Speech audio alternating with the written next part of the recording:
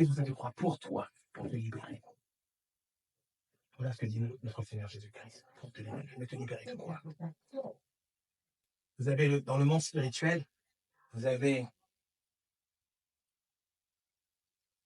Jésus, vous avez le Père, vous avez les anges, mais vous avez aussi le côté négatif.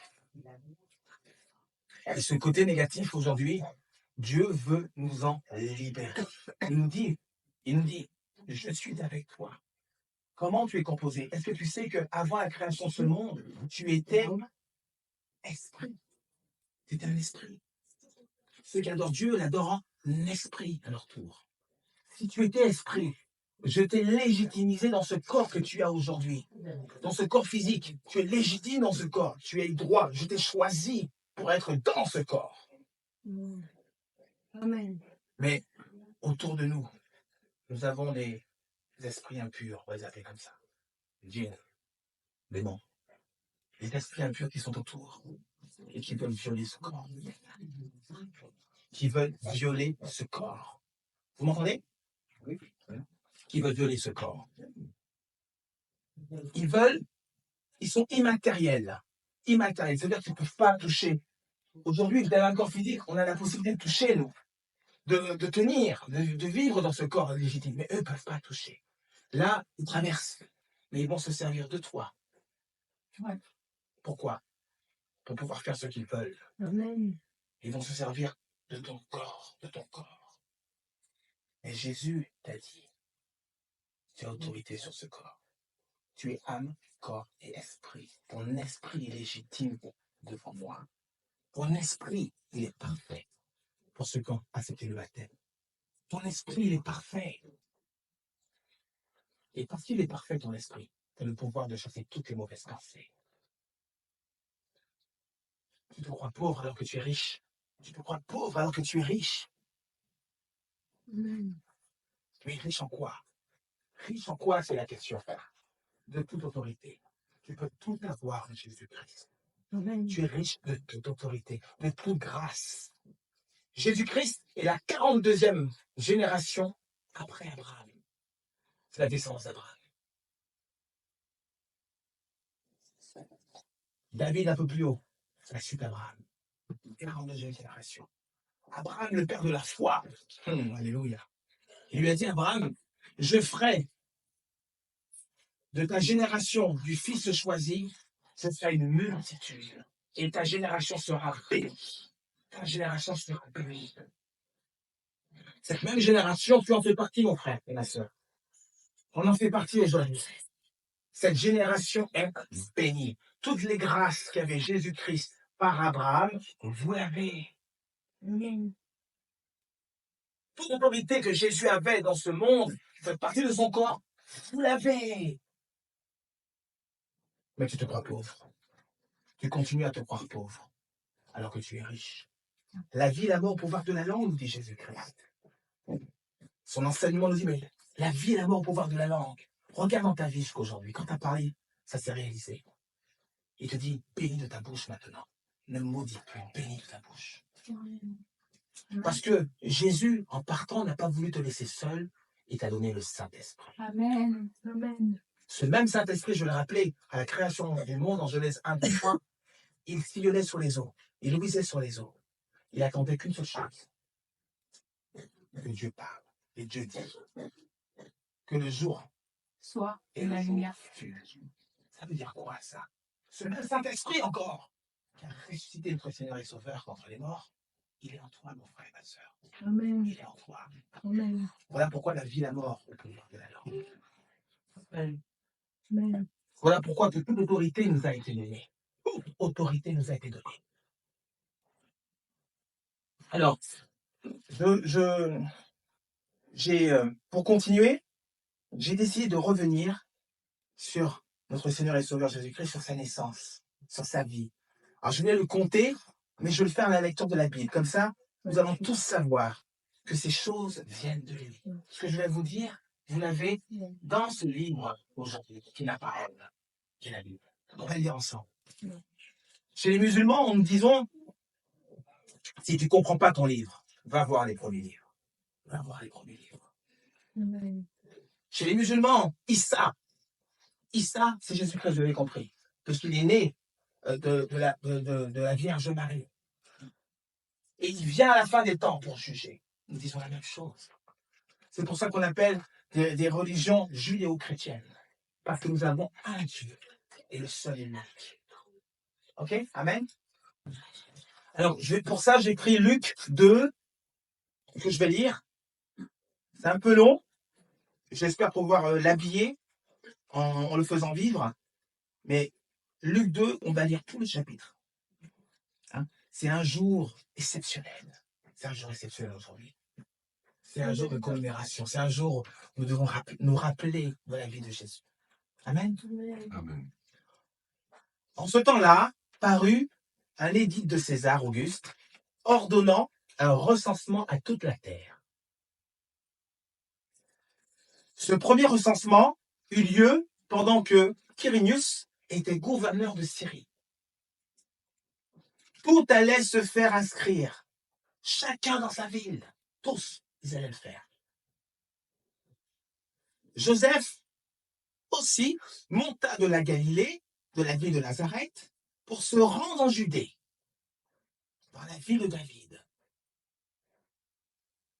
C'est parfait. Si vous voulez, vous pouvez fermer les yeux, vous pouvez fermer les yeux ici présentement, pour imaginer la chose, pour vivre la chose avec moi. Vous allez voir, c'est super.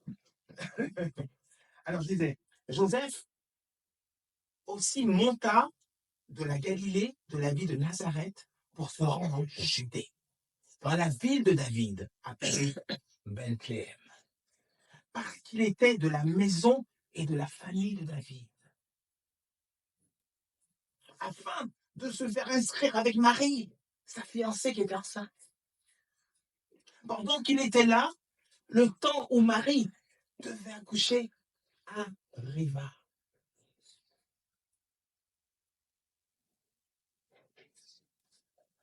Et elle enfanta son fils premier-né.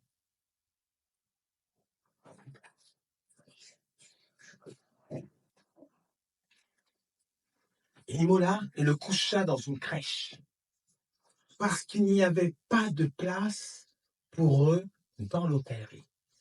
Eh oui, ils ont frappé à toutes les portes des hôtels et personne n'a ouvert la porte. Ils ont cherché une chambre. Non, non, non. Ils étaient sans abri. Eh ben, ils ont dormi où? On va voir, ils ont dormi. Il y avait dans cette même contrée des bergers qui passaient dans les champs, les vieilles de la nuit pour garder leurs troupeaux. Et voici un ange du Seigneur leur apparut, et la gloire du Seigneur resplendit autour d'eux. Ils furent saisis d'une grande frayeur. Mais l'ange leur dit, ne craignez point, car je vous annonce une bonne nouvelle, qui sera pour tout le peuple le sujet d'une grande joie. Amen. C'est aujourd'hui, dans la ville de David, il vous est né un sauveur, qui est Christ, le Seigneur. Amen. Et voici à quel signe vous le reconnaîtrez. Vous trouverez un enfant émailloté et couché dans une crèche. Et soudain, il se joignit à l'ange une multitude de l'armée céleste, louant Dieu et en disant, gloire à Dieu dans les lieux très hauts et paix sur la terre parmi les hommes qu'il a. Des anges étaient dans les cieux. Imaginez la scène. Vous les voyez par milliers autour de vous. Ils remplissent les cieux. Ils sont autour de cette naissance. Et ils louent le Seigneur. Ils louent le Seigneur. Gloire à Dieu. Lorsque les anges les eurent quittés pour retourner au ciel, les bergers se dirent les uns aux autres, allons jusqu'à Bethléem et voyons ce qui est arrivé, ce que le Seigneur nous a fait connaître. Ils y allèrent. Attention, ils y allèrent. En hâte. Et ils trouvèrent Marie et Joseph et le petit enfant couché dans la crèche.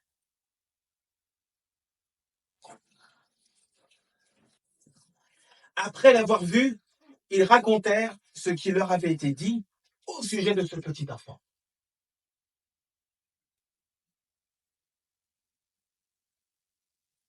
Tous ceux qui les entendirent furent dans l'étonnement de ce que leur disaient les bergers. Marie gardait toutes ces choses et le repassait dans son cœur. Et les bergers s'en retournèrent, glorifiant et louant Dieu pour tout ce qu'il avait entendu et vu, qu'il était conforme à ce qui leur avait été annoncé. Je fais l'aparté dessus. L'aparté que je fais, Noël, bonne nouvelle, nouvelle naissance, Jésus-Christ. Les bergers sont venus faire quoi? Amener des cadeaux à Jésus. Qu'est-ce que nous faisons nous en ce jour-là? Nous amenons des cadeaux à nos enfants. Jour de Noël, trop bonne nouvelle, trop bonne nouvelle. La naissance d'un sauveur est née. Amen. Le 8e jour auquel l'enfant devait être circoncis, étant arrivé, on lui donna le nom de Jésus. Vous savez, on l'appelle aussi Emmanuel. Dieu est parmi nous. Emmanuel. Vous savez, en hébreu, Emmanuel. En hébreu, le L veut dire Dieu. Dieu. Amen. Vous, Et oui, Dieu. tout puissant, le Dieu tout Tout-puissant. puissant, le Dieu Alors, il faut savoir toutes ces choses. C'est important. Le L veut dire, oui, tout puissant. tout puissant, elle est Mais Elle. L veut dire Dieu. qui est Attention. Nous, on a retraduit la Bible de notre façon occidentale. Écoutez-le bien, ça. Mais Elohim veut dire ange, veut dire juge. Un Elohim est né, Jésus. Alors, entendez-le bien. Hein. Elohim veut dire ange et veut dire juge. On va comprendre pourquoi. Ce juge, qui est notre Seigneur et Sauveur Jésus-Christ, est auprès de notre Père. Il défend ta cause. Il est fidèle. Il défend ta cause. Il est fidèle. C'est Jésus.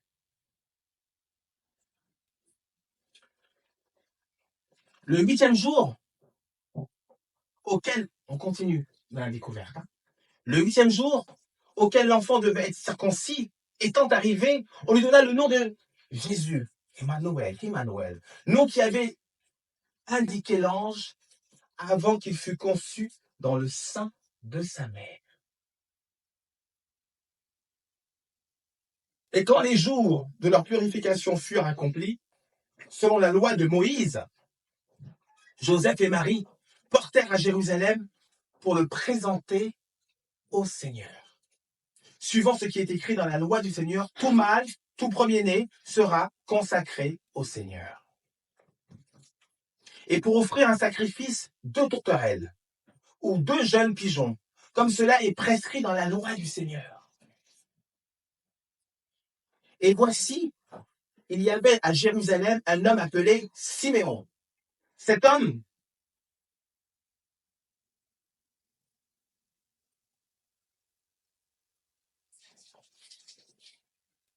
était juste et pieux. Il attendait la consolation d'Israël et l'Esprit Saint était sur lui. Il avait été divinement averti par le Saint-Esprit qu'il ne mourrait point avant d'avoir vu le Seigneur Jésus-Christ. Ce même Saint-Esprit, pour certains d'entre vous, d'ailleurs pour tous d'ailleurs, que vous avez ressenti tout à l'heure.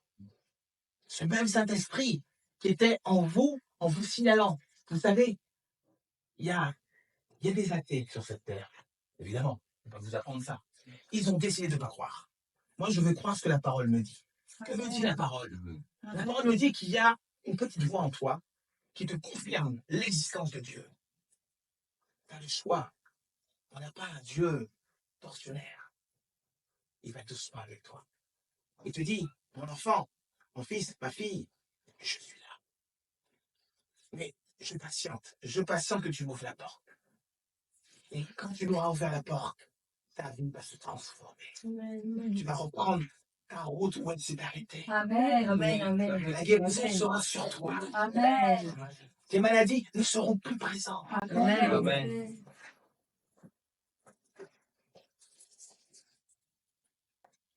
Donc ce même Saint-Esprit qui ne mourrait point a averti Siméon qu'il ne va pas mourir.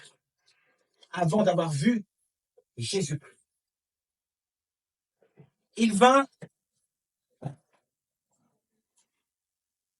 au temple, poussé par l'esprit, et comme les parents apportaient le petit enfant, Jésus, pour accomplir à son égard ce coordonnait la loi, il reçut dans ses bras, bénit Dieu et dit, Siméon, hein, maintenant Seigneur, tu laisses ton serviteur s'en aller en paix, selon ta parole, car mes yeux ont vu ton salut. Quelle grâce pour cet homme. Quelle grâce. J'aimerais tellement être à ce moment-là à sa place. Il a reçu une prophétie que le Messie allait naître et qu'il ne mourrait pas tant qu'il ne l'a pas vu. Et vous imaginez, il tient cet enfant dans ses mains et il dit, mais Seigneur, je ne mourrai point. Ah, maintenant je peux mourir. Je peux mourir parce que j'ai enfin vu que tu m'as annoncé dans mes bras, notre Seigneur et Sauveur Jésus-Christ. Mais je vais faire une petite aparté, si vous le permettez. On est tous d'accord que Dieu le Père, que Dieu n'est pas descendu coucher avec une femme. On est d'accord pour ça, oui ou non? Quand même, il va pas s'abaisser à cette chose-là, c'est le Créateur. Hein, disons-le, sincèrement, c'est pas possible. Mais il a fait venir un ange. Amen. Il a fait venir un ange Amen. voir Marie. Il m'a dit, Marie, pleine de grâce. Le ciel t'a reconnu. Marie, tu vas faire naître le Messie. Amen. Et qu'est-ce qu'elle dit, Marie? Marie dit, mais j'ai jamais fait. Je suis vierge, ce que tu me racontes. D'accord. Elle a dit quoi? D'accord. Elle a dit, ok, je suis d'accord. Immédiatement, le Saint-Esprit s'est posé sur elle. Un manteau. On dit qu'un manteau s'est posé sur elle. Et l'immaculée conception a eu lieu. À toute chose, le Seigneur. Maintenant, la question qu'il faut vous poser, pourquoi Dieu, pourquoi il s'est fait homme, pourquoi il s'est mis dans cette chair pour venir nous sauver? C'est la question qu'on se pose. Il a tant aimé le monde que la parole s'est faite chair. Il a tant aimé le monde qu'il est venu dans ce corps de chair pour te dire, écoute mon fils, écoute ma fille. Je sais ce que tu fais. Je sais que le péché, tu ne peux pas le battre. Tu ne peux pas le battre. Car j'ai donné à mon serviteur Moïse d'établir la loi. Mais c'était pour t'ouvrir les yeux. C'était pour te montrer que tu es pécheur. Pour te montrer. Pourquoi te montrer que tu es pécheur? Parce que tu as trouvé des excuses. Oui, parce que je viens de ta famille. Oui, j'ai fait ceci, j'ai fait cela. Voilà pourquoi tu as trouvé des excuses. Mais tu te dis, à ce moment-là, que ce soit les religieux, que ce soit X personnes, même ceux qui font du bien, vous êtes tous pécheurs. Amen. Amen. Il a fallu la loi pour ça. Amen. Bien aimé. Il a fallu la loi pour qu'on comprenne que nous sommes tous pécheurs. Tous pécheurs. Amen. Mais c'est là le miracle. Écoutez-moi la suite. Jésus la parole s'est mise dans ce corps de chair. Mais la question que vous vous posez, pourquoi? Pourquoi? C'est pour crucifier le péché en toi, mon frère et ma sœur. Il s'est mis chair pour crucifier ton péché. Pour te dire, abandonne la culpabilité. Abandonne le monde de pardon. Abandonne toutes ces choses qui te condamnent aujourd'hui. Parce que cette grâce, c'est pas par ta force. Non, que Dieu te donne. C'est pas par ta force. C'est pas par tes mérites. C'est parce que tu as fait des bonnes actions que tu l'as mérité. Non. Je le donne à tous. Amen. Amen. Je le donne à tous. Vous savez, un menteur et un tueur qui a tué quelqu'un, pour Dieu, c'est un péché. C'est un péché. C'est grave ce que je dis, mais un péché est un péché. Un péché amène aux deux extrêmes. Un péché amène au plus petit, au plus grand. C'est un péché pour Dieu. Il condamne le péché. Voilà pourquoi nous sommes tous pécheurs. Mais il te dit, ta repentance, grâce à ta repentance, mon fils prodige, grâce à ta repentance, on peut avancer. Amen. Grâce à ta repentance, je vais tout mettre devant toi. tous les blocages, toutes les maladies, tout ce que tu as dans ta vie, ça disparaît. Grâce à ta repentance, tu vas être béni. Grâce à ta repentance, tu vas savoir quel est le salut mérité que j'ai déposé en toi. Amen. Grâce à ta repentance, tu prendras tes grâces Amen. que j'ai destinées pour toi. Cette part de foi, tu l'as en toi. Cette foi se dessine à ce moment-là. Même les plus incrédules, même ceux qui ne veulent pas croire, cette part de foi est en train de monter en toi. Parce que tu as compris qui est mon Seigneur et mon Sauveur. Amen. Je reprends. Donc je disais, il vint au temple poussé par l'Esprit, et comme les parents apportaient le petit enfant Jésus, pour accomplir à son égard ce qu'il ordonnait, la loi, il le reçut dans ses bras, bénit Dieu et dit, vous l'avez entendu, je vous le redis, maintenant, Seigneur, tu laisses ton serviteur s'en aller en paix, selon la parole, car mes yeux ont vu ton salut. Salut que tu as préparé devant tous les peuples. Lumière pour éclairer les nations, et gloire d'Israël sur ton peuple. Son père et sa mère étaient dans l'admiration des choses qu'on disait de lui. Attendez, Joseph, Marie, ne comprenait pas. Marie, elle ne comprenait pas. Elle était en admiration. C'est moi qui ai fait ce Messie. C'est moi qui ai fait ce Jésus. Waouh. Ils étaient surprises. Ils étaient surpris. Et, attendez, on dit que Marie, qui l'a enfanté, était en admiration de toute la grâce qu'on disait sur Jésus-Christ. Je ne sais pas si vous voyez la chose. Ta propre mère. Mais pourquoi sa propre mère est en admiration? Parce que l'Immaculée Conception. Parce qu'elle a servi de réceptacle pour pouvoir. Dieu a mis quoi? A mis sa parole en elle, qui est notre Seigneur et Sauveur. Et moi, nous, elle, Jésus, un Sauveur inné. Donc même elle était. Quelle grâce que tu m'as donnée, Père. Quelle grâce que tu m'as donnée. Ça répond à des questions, ça. Siméon les bénit et dit à Marie, sa mère, voici cet enfant est destiné à amener la chute. Maintenant, je veux que vous fassiez attention à mes mots. La chute est le relèvement de plusieurs en Israël et à devenir un signe qui provoquera la contradiction. Waouh! Comment ça, la contradiction? Posez-vous la question. De quelle contradiction? La chute d'Israël. Un signe. Cet enfant va provoquer cette contradiction. Seigneur Jésus-Christ, c'est quoi ça? On disait déjà que la loi allait être renversée. On disait déjà que la loi de Moïse, on va savoir la vérité sur tout cela. On va savoir que cette loi a été créée non pas, comme tu le crois, pour t'aider. Non, c'est pour amplifier le péché en toi. Multiplier les fautes. Parce que Jésus-Christ, ton Seigneur et Sauveur, lui, qui va mourir, on ne sait pas encore, il va t'amener la grâce. Cette grâce imméritée qu'on a vue tout à l'heure ensemble. Cette grâce imméritée, bien-aimé, vous ne pouvez pas la prendre comme ça. Vous ne pouvez pas la prendre par vos œuvres. Vous ne pouvez pas la prendre par votre force. Non! Vous la prenez comment? Avec humilité et amour. Merci Jésus pour ce que tu as fait. D'ailleurs, merci Jésus de vous avoir amené ici. Merci Seigneur Jésus. Amen. Amen. Amen. Quelle grâce qu'il m'a faite de pouvoir donner ce prêche pour vous. C'est une grâce pour vous. Vous me bénissez.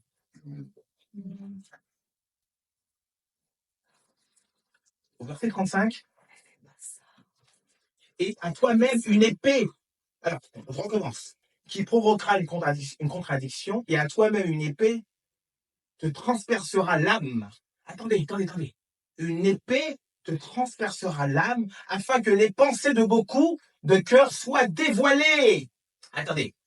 Vous voulez me dire que la parole que je suis en train de lire est une épée à double tranchant. Cette parole transperce l'âme. Elle rentre en profondeur. Cette parole a le pouvoir de s'incruster là où tu ne veux pas qu'elle s'incruste. Cette parole a le pouvoir d'enlever tout ce que tu caches. Cette parole peut te libérer. La foi vient de ce qu'on entend. La foi vient de ce qu'on entend, mes bien-aimés. Recevez la parole de Jésus avec amour, avec humilité. Recevez cette parole imméritée. Recevez cette grâce imméritée. Recevez ce salut que Dieu nous a donné pour te libérer, pour te dire, c'est fini ces temps de disette. C'est fini ces temps de disgrâce. C'est fini cette galère. Parce que je suis ton Seigneur et Sauveur. Je suis venu pour te libérer de cela.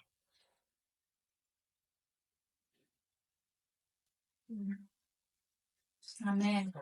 Il y avait une prophétesse, il y a pour tout. On a vu Siméon, on va voir maintenant la prophétesse. Il y avait une prophétesse, Anne, fille de Panuel, de la tribu d'Azer. Elle était fort avancée en âge. Et elle avait vécu 7 ans avec son mari depuis sa virginité. Restée veuve et âgée de 84 ans, elle ne quittait pas le temple et elle servait Dieu nuit et jour dans le jeûne et dans la prière. Étant survenue, elle aussi, à cette même heure, elle louait Dieu et elle parlait de Jésus à tous ceux qui attendaient la délivrance de Jérusalem. Lorsqu'ils eurent accompli tout ça, tous ceux coordonnaient la loi du Seigneur, Joseph et Marie retournèrent à Galilée, à Nazareth, leur ville.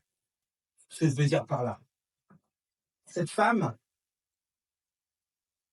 qui était une sentinelle, le mot sentinelle peut vous paraître, pour certains, ils ne savent pas ce que c'est. C'est une personne qui prie pour toi. Ta maman prie pour toi. Tes parents prient pour toi. Cette sentinelle, elle prie pour tous. Nous sommes tous des sentinelles. Nous prions pour les uns et les autres. Déjà, cette femme qui était veuve, par amour pour toi, elle priait déjà. Comme nous sommes en train de faire là, aujourd'hui, en train de vous amener cette bonne nouvelle, en train de prier pour vous. Pourquoi? Parce que nous savons aujourd'hui, nous savons ce que Jésus peut faire dans ta vie. Nous voulons démolir ces forteresses de la société aujourd'hui, que la société a mis à l'intérieur de vous. Nous voulons détruire ces forteresses pour qu'aujourd'hui vous puissiez être libre, ne plus être emprisonné. J'ai eu à faire un... Regardez, je vous montre quelque chose. On va imaginer, selon votre vitesse normale, d'accord? Et vous êtes tellement chargé aujourd'hui. Comment vous le courez? Quelque chose que vous pouvez faire, hein. C'est quoi, c'est 1 minute 50 de record du monde? 2 minutes, on va dire? 2 minutes? Voilà. Là, ce char, c'est votre sac. C'est votre sac. Ce sac, il est lourd. Il est lourd. Ce sac, il est... Mais vous n'arrivez même pas jusqu'au bout de la course. Parce que certains vont abandonner le combat. Ou ils sont tellement dans des choses qui l'oppressent, qu'ils ne décident même pas de continuer ces choses-là. Jésus t'a libéré de ça. Voilà ce qu'il fait, Jésus. Il t'enlève ton sac, il dit continue ta course, mon frère. Amen. Amen. Amen. Jésus veut te bénir. Amen. Jésus veut te bénir. Je choisis ce jour pour parler de Jésus avec amour, pour nous montrer. C'est qu'une infime partie de ce qu'il a fait pour nous. C'est qu'une infime partie, ça c'est rien. La vie éternelle, c'est tellement merveilleux, c'est aussi une infime partie. Ce salut si merveilleux que nous rencontrons, que nous croisons, que nous vivons tous les jours. C'est une infime partie. Il a fait tant pour toi que tu ne sais pas.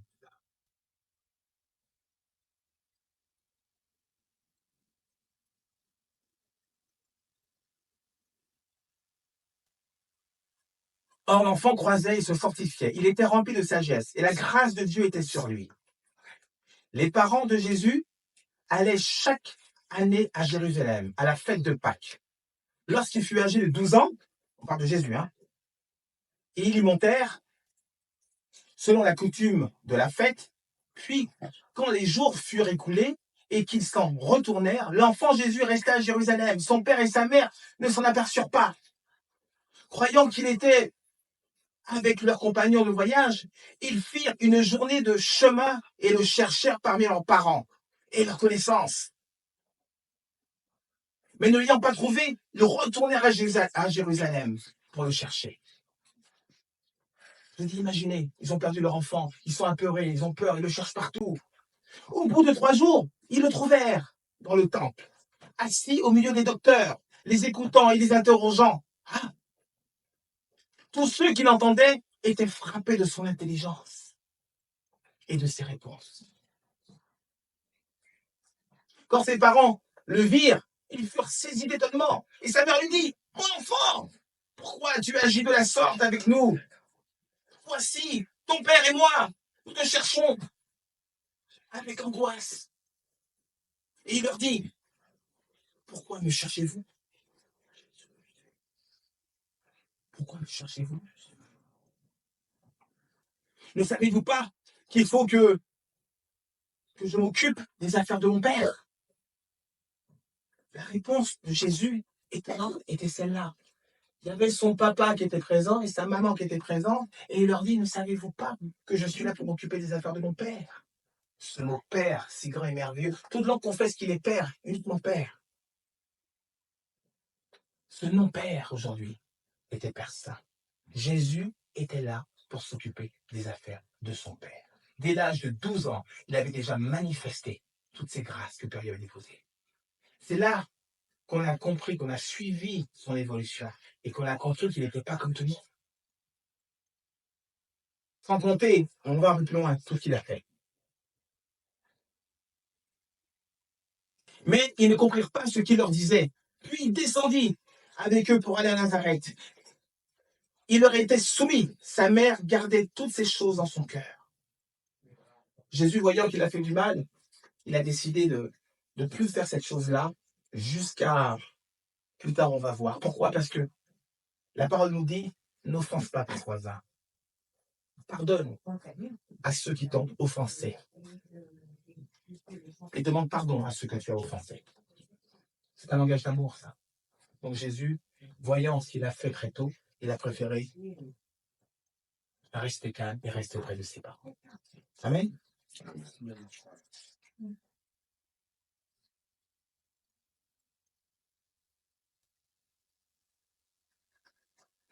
Et Jésus croissait en sagesse, en stature et en grâce devant Dieu et devant les hommes.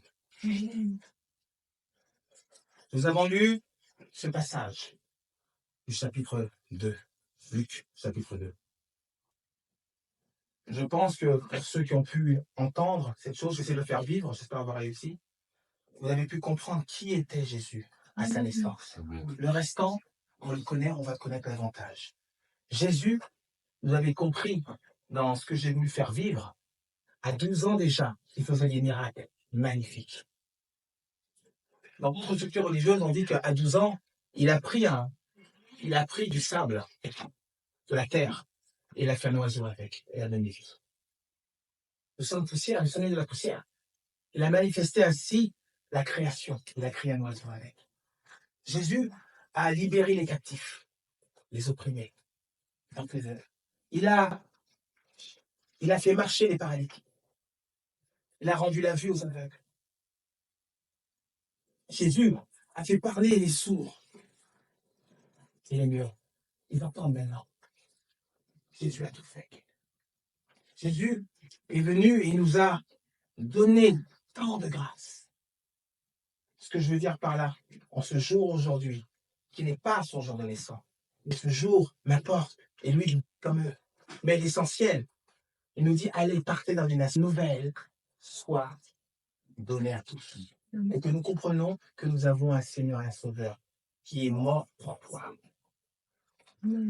Qui est mort pour toi. Vous qui avez le sens de l'honneur, il est mort pour toi. Aujourd'hui, dans tes moments de galère, pour certains, pour tes moments de difficulté, pour d'autres, il est là. Amen. Mais vous ne savez pas comment il agit dans l'invisible. Vous ne savez pas. Satan, il est à côté. Il envoie les anges pour lui courir après, pour l'empêcher de vous détruire. Vous ne savez pas tout ce qu'il fait. Parfois, Satan a un droit sur vous parce que vous avez ouvert des portes. Et vous ne le savez pas. Il est là et Jésus est présent. Le Saint-Esprit vous l'envoie pour détruire ces choses, détruire ces portes. Aujourd'hui, si vous êtes venu aujourd'hui, c'est pas pour rien. Parce que Jésus sait qu'il a quelque chose pour vous, bien-aimé. Il sait qu'aujourd'hui, je peux le dire déjà, parce que je le ressens à ça. Aujourd'hui, il t'a libéré. Il t'a libéré d'une grande emprise que tu ne sais pas. Tu verras ça dans le temps. Aujourd'hui, il t'a débloqué. Aujourd'hui, tout ce que tu prends, tout ce que tu entreprends, tu réussiras. Parce que tu es venu commémorer son jour de naissance. Aujourd'hui, Jésus te dit, je t'aime. Il ne t'abandonne pas. Il nous abandonne jamais. Il nous abandonne jamais. Seigneur Jésus, merci. Merci, Seigneur. Merci pour cette grâce imméritée. Merci, Père. Merci pour ce salut si grand et merveilleux. Merci, Seigneur.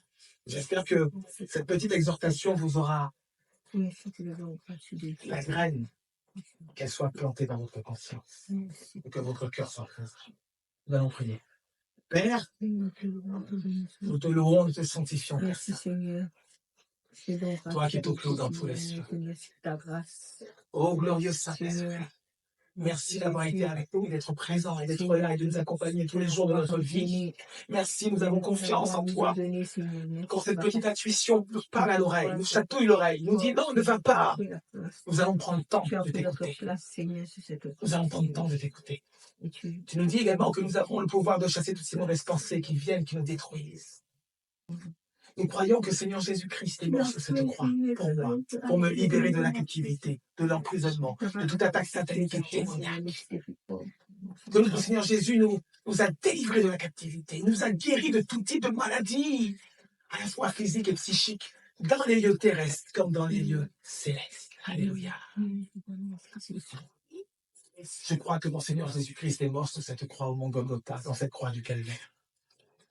Je crois qu'il a été ressuscité par le Saint-Esprit le 3e jour après son mort. Je crois qu'il est assis à la droite du Père. Et que ce sacrifice au bon odeur a été élu, l'agneau immolé. Amen. L'agneau immolé. Merci, Seigneur. Lui qui était pur s'est rendu impur pour nous racheter du péché. Nous qui avons été vendus par le premier Adam.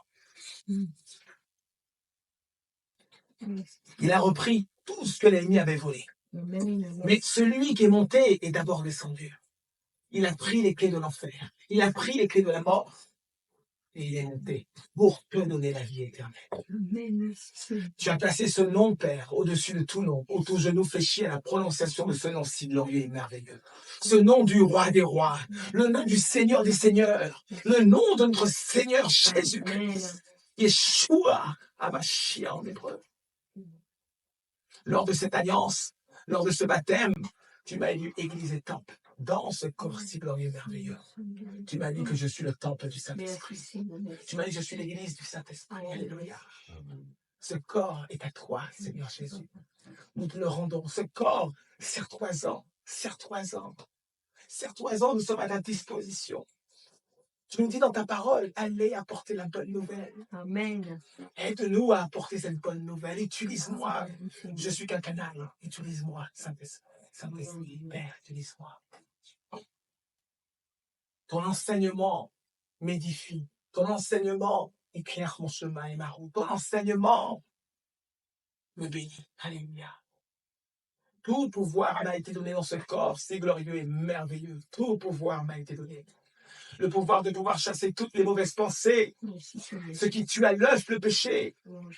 Le pouvoir de voir les situations qui se présentent à moi, de les voir différemment, de bénir chaque situation que je passe dans ma vie, ce qui me permet, grâce à cela, d'avoir un témoignage fort et puissant et d'éviter d'avoir une âme meurtrie par les événements, une âme contrariée. Je demande pardon, Père Saint. Pardon aujourd'hui, si cette âme a été contrée. Pardon. Tu m'as donné, Père, tout pouvoir que mon Seigneur Jésus-Christ a manifesté sur cette terre, j'y ai droit. Que ce soit le don de foi, le don d'amour, le don de joie, le don de repentance, le don de sagesse, le don du discernement, le parler en langue, que vous avez entendu tout à l'heure, le parler en langue. Que ce soit, Père, la bonté, la bénignité, mais que ce soit surtout, Père, la guérison. Que ce soit les miracles que tu nous donnes à faire, Père. Et ces choses, nous y avons droit. Alors je demande au Saint-Esprit pour tout un chacun ici présent de nous donner l'esprit de sagesse afin d'avoir la connaissance précise de chacun de ces dons, de tous les dons que j'ai numérés et d'autres que je n'ai pas numérés, de les connaître, ce qui nous permettra d'illuminer les yeux de notre intelligence et d'illuminer les yeux de notre cœur. Alléluia. Père, tu m'as donné le pouvoir de marcher sur les serpents et les scorpions et toute la puissance de l'ennemi, rien ne me nuira. Alors je demande pour tout un chacun ici, pour nos familles respectives, pour nous ici présents, Que toutes les grâces qui ont été volées par l'ennemi nous soient restituées maintenant, nous soient données maintenant, dans le nom puissant et merveilleux nom de mon Seigneur Jésus-Christ. Alléluia. Pardon, Père, pour tous les péchés que j'ai commis, où je ne me suis pas repenti. Je me tiens droit devant toi, debout devant toi. C'est un pardon, Père, ça, avec humilité. Et si, Père, je continue à pécher sans savoir, révèle-moi ces péchés, de façon que je puisse les remplacer par les fruits de l'esprit. Alléluia. Ta parole me dit de pardonner le monde. Alors je demande pardon, Père, à tous ceux que j'ai offensés par mon comportement, par ma vision, par ma façon d'être. Je demande pardon. Et je pardonne, Père Saint, car c'est un langage d'amour à tous ceux qui m'ont offensé. Qu'il en soit le partage de votre ici présent. Père, merci pour ton amour. Merci pour ta présence. Tout piège satanique que l'ennemi a construit pour me détruire dans cette seconde partie de journée soit détruit et soit sans effet sur ma vie et sur la vie de mes proches ici présents, de mes bien-aimés. Je demande de les libérer, Père.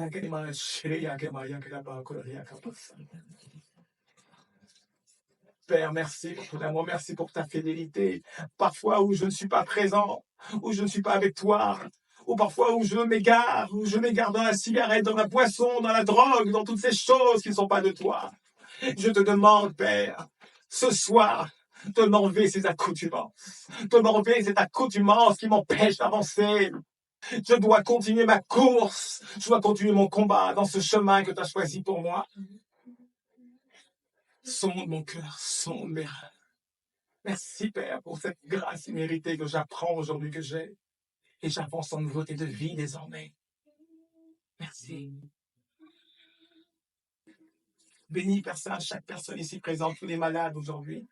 Bénis, Père Saint, également ce pays aujourd'hui. Bénis ce monde aujourd'hui où des bruits de guerre s'éclatent de gauche et à droite, où des intempéries vont à gauche et à droite, où des inondations, des volcans, des tremblements de terre, Père Saint, aujourd'hui. Tout va et tout vent aujourd'hui s'éclate sur cette terre. Nous te demandons de bénir chacune de ces personnes, Père Saint, de les protéger, Père Saint, pour les temps à venir. Père, par l'autorité que tu m'as donnée dans les 7 ans à venir, Père Saint, je déclare et je décrète dans ce jour de Noël, Père Saint, pour les 7 ans à venir, Père Saint, sur ta protection sur chacune de ces personnes, de façon qu'ils puissent convaincre et combattre ce qui est devant eux, Père. Sois présent avec nous, Père, dans ce combat. Que les intempéries ne nous touchent pas. Aide-nous à être plus forts, Père Saint, ou près de nos proches, de façon que nous puissions affronter ce combat avec eux, avec cette nouvelle naissance que tu as fait aujourd'hui pour moi. Alléluia. Merci, Père. J'ai ainsi prié dans le nom puissant de notre Seigneur Jésus-Christ. Amen. Soyez bénis.